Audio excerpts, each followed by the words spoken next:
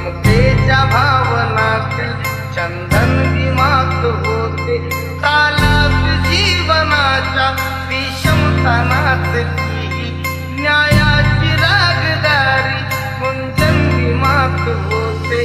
संकल्प या मनाचा क्रांती करून गेला, उघड्या मनाचा मोठा